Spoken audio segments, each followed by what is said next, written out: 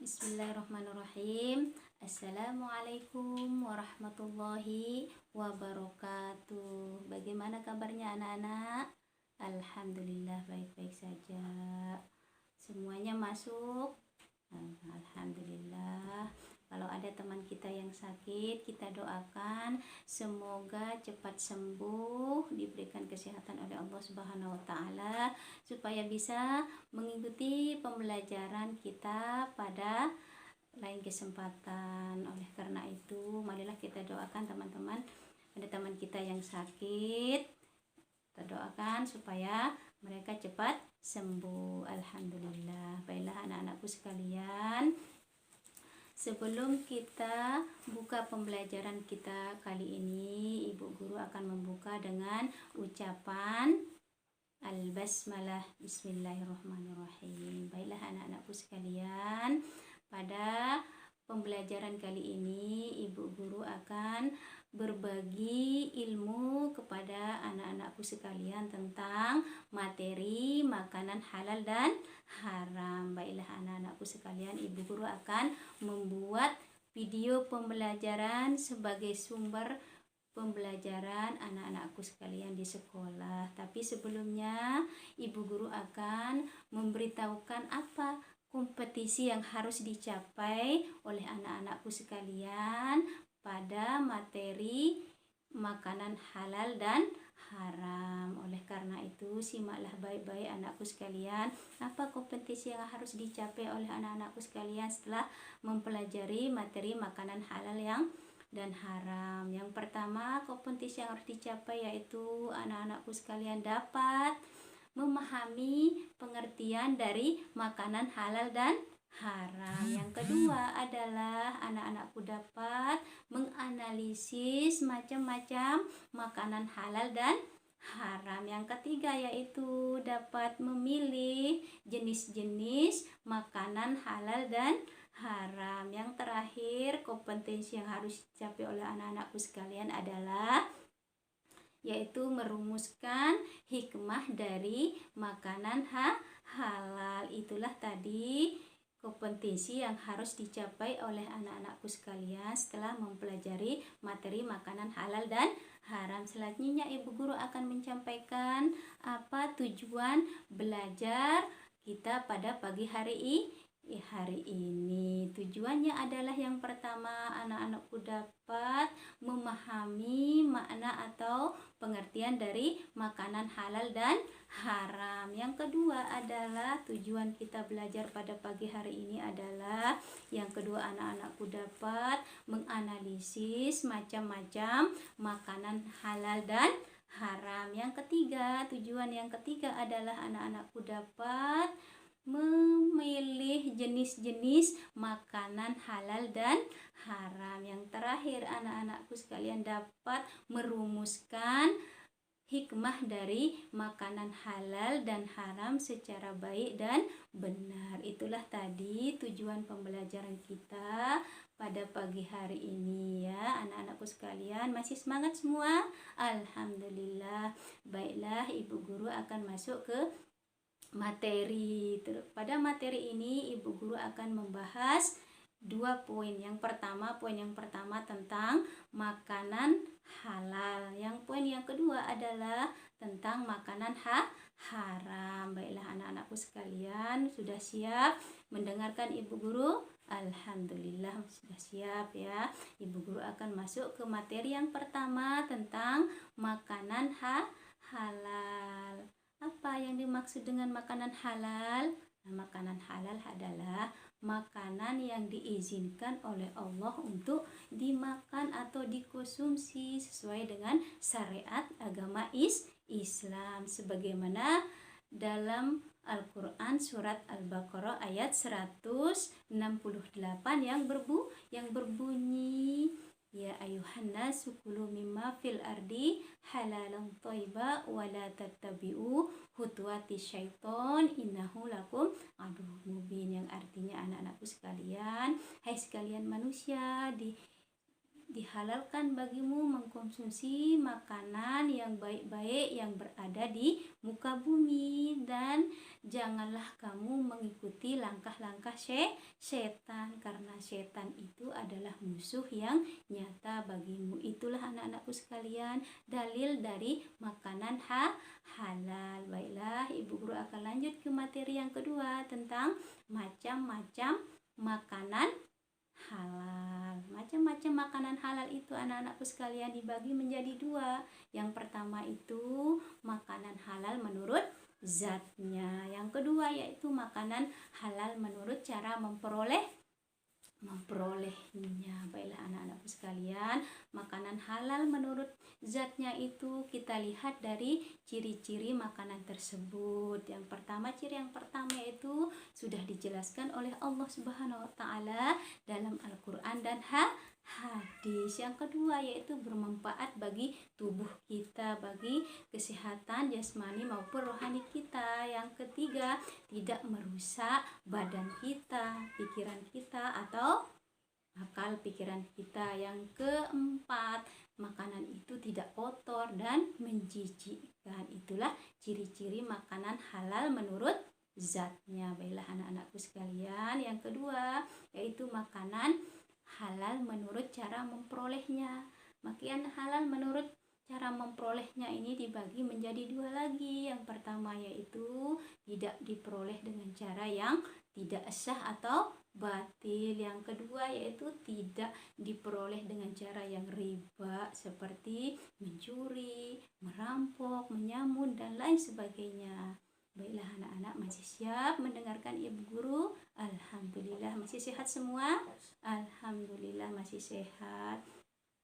Baiklah anak-anakku sekalian, Ibu Guru akan lanjutkan ke adapun makanan yang halal yang dihalalkan oleh Allah Subhanahu wa taala menurut ajaran agama Islam, yaitu semua rizki yang diberikan oleh Allah Subhanahu wa taala yang kita konsumsi sehari-hari yang merupakan makanan pokok seperti padi, jagung, kedelai dan lain sebagainya, yang termasuk makanan pokok yang kita konsumsi sehari-hari. Yang kedua yaitu semua makanan yang berada di dalam laut itu hukumnya halal untuk kita konsumsi atau kita makan. Yang selanjutnya adalah semua binatang ternak yang kita pelihara dalam kehidupan kita sehari-hari yang biasanya yang ada di rumah dan lingkungan kita sekitar, seperti ada sapi, ada kambing, ada kerbau, ada unta dan lain sebagainya, dan semuanya itu adalah halal untuk kita konsumsi atau kita makan sesuai dengan syariat Islam. Baiklah anak-anakku sekalian, masih sehat semua? Masih semangat semua? Alhamdulillah. Baiklah anak-anakku sekalian, Ibu Guru akan melanjutkan ke apa sih hikmah dari mengkonsumsi dari makanan halal. Hikmah yang pertama adalah mendapatkan kesehatan jasmani ataupun rohani. Yang kedua adalah supaya doa-doa kita terijabah oleh Allah, terkabulkan oleh Allah. Apa yang kita minta, apa yang kita doakan akan terkabulkan oleh Allah. Yang ketiga itu dijauhkan dari siksa api neraka. Yang keempat adalah hikmah yang terakhir adalah makanan halal akan menumbuhkan perbuatan baik dalam kehidupan kita sehari-hari. Itulah tadi penjelasan tentang materi kita yang pertama, yaitu tentang makanan halal. Selanjutnya Ibu Guru akan lanjut ke materi yang kedua, yaitu poin yang kedua tentang makanan haram. Apa sih anak-anakku sekalian pengertian dari makanan haram tersebut? Nah, makanan haram adalah makanan yang tidak diizinkan oleh Allah untuk dimakan atau dikonsumsi karena mengakibatkan akan merusak tubuh kita. Itulah pengertian dari makanan haram sesuai dengan Quran surat Al-A'raf ayat 100 57 yang berbunyi Bismillahirrahmanirrahim, wa yuhillul lahumut thayyibat wa yuharrimu alaihimul khaba'is, yang artinya dihalalkan bagi mereka makan makanan yang baik-baik, yang bagus-bagus, dan diharamkan bagi mereka makanan yang buruk atau jelek. Itulah dalil tentang makanan haram, anak-anakku sekalian. Nah, kita akan lanjutkan ke materi yang selanjutnya adalah macam-macam makanan haram. Nah, makanan haram itu anak-anak dapat dibagi menjadi dua. Yang pertama yaitu makanan ada namanya haram aini. Yang kedua yaitu ada namanya haram sababi. Yang pertama itu haram aini, ada apa maksudnya anak-anakku sekalian? Nah, hukum asal makanan itu sudah diharamkan oleh Allah dari Al-Quran dan hadis, seperti contohnya ada daging babi, darah, dan anjing, itu haram aini. Yang kedua adalah haram sababi. Apa maksudnya haram sababi anak-anak? Hukum asal makanan tersebut yang pertama adalah halal, tetapi karena ada sebab yang menyebabkan makanan itu menjadi haram. Itulah maksudnya dari haram sababi. Haram sababi dapat dikelompokkan menjadi 3 bagian. Yang pertama itu makanan haram diperoleh dengan cara yang zolim, seperti mencuri, merampok, menyamun, dan lain sebagainya. Yang kedua, makanan haram diperoleh dengan cara menggandakan uang atau uang riba, seperti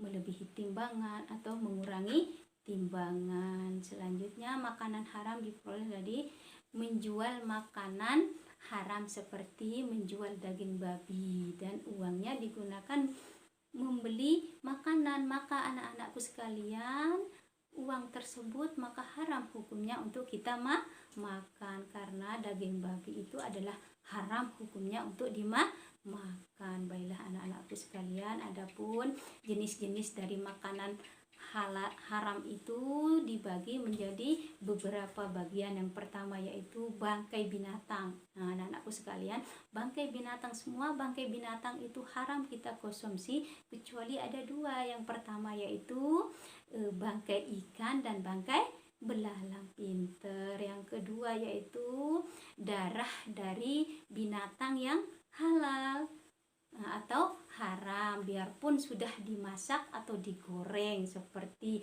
ada namanya saren atau dedeh ya, dideh yang mirip dengan hati atau limpa. Terus yang selanjutnya adalah itu makanan yang buruk, yang menjijikkan, yang kita temukan dalam rumah kita atau di lingkungan kita. Nah, seperti ada cacing, ada semut, ada kutu, ada ulat. Nah, semua itu menjijikkan ya anak-anak, itu haram kita konsumsi. Selanjutnya adalah binatang yang disembelih bukan atas nama selain Allah, itu haram kita konsumsi ya. Itulah jenis-jenis makanan yang sudah diharamkan oleh Allah menurut Al-Quran dan hadis. Anak sekalian masih semangat? Alhamdulillah masih semangat mendengarkan Ibu Guru. Selanjutnya Ibu Guru akan menjelaskan tentang apa akibat dari mengkonsumsi makanan haram. Yang pertama akibatnya anak-anak adalah makanan haram tersebut akan merusak tubuh kita, pikiran kita, itu akibat dari mengkonsumsi makanan haram. Yang kedua adalah doa-doa kita tidak akan terkabulkan ya, merusak amal soleh kita dalam kehidupan sehari-hari. Dan terakhir adalah akibat dari mengkonsumsi makanan haram adalah merusak keturunan kita ya, anak-anak kita akan rusak akidahnya karena kita akan mengkonsumsi makanan haram. Nauzubillah min zalik. Anak-anak sekalian, itulah tadi akibat dari mengkonsumsi makanan haram. Oleh karena itu anak-anak, marilah kita menjauhi apa yang dilarang oleh Allah Subhanahu wa ta'ala, karena yang dilarang itu akan mengakibatkan buruk bagi kehidupan kita, bagi badan kita dan akal atau pikiran kita.